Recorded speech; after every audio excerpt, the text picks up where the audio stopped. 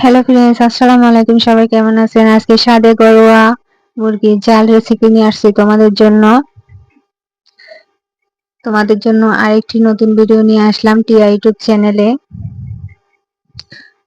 তো দেখতে থাকুন আমার রান্নাটা। তো এই যে এখানে আমি পেঁয়াজ বাটা, রসুন বাটা, কাঁচামরিচ দিয়ে দিলাম।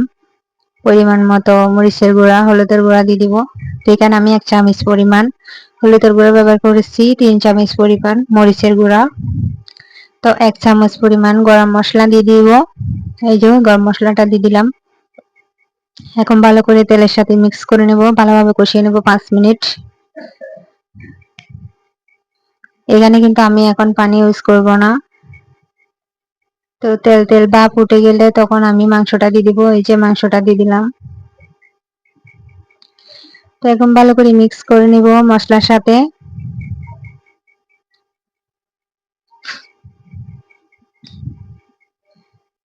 মশলাটা যাতে মুরগির মাংসের সাথে ভালো করে মিশে যায়, ভালো করে মিক্স করে নেব।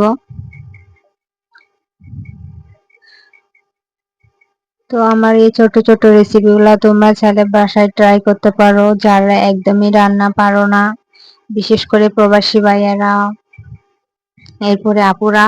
তোমরা যদি একদমই রান্না পারো না, তাহলে আমার এই রেসিপিটা তোমরা বাসায় ট্রাই করতে পারো। তো এখানে আমি মুরগির মশলা দিয়ে দিলাম পরিমাণ মতো, দিয়ে ভালো করে নেড়ে চেড়ে নিব। আবারও এখানে আমি বেশি পানি ইউজ করব না, একটু করে পানি ইউজ করব।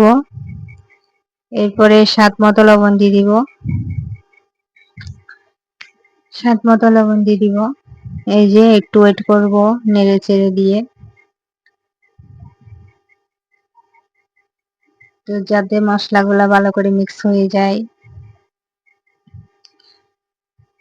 তো আমাদের যদি ভিডিওটি ভালো লেগে থাকে, অবশ্যই একটা লাইক, একটা কমেন্ট, শেয়ার করে দিবেন, সাবস্ক্রাইব করে দিবেন চ্যানেলটি, বেল আইকনটি বাজিয়ে দিবেন। তো এই যে আমার মুরগির মাংস রান্না করা শেষ, তোমাদেরকে দেখাচ্ছি। এই যে আমার মাংসটা কেমন হয়েছে দেখো তো বন্ধুরা। এখন আমি পোলা পাতা আর ধনিয়া পাতা ছিটিয়ে দিলাম। তো ভিডিওটি ভালো লাগলে অবশ্যই আমার পাশে থাকবেন।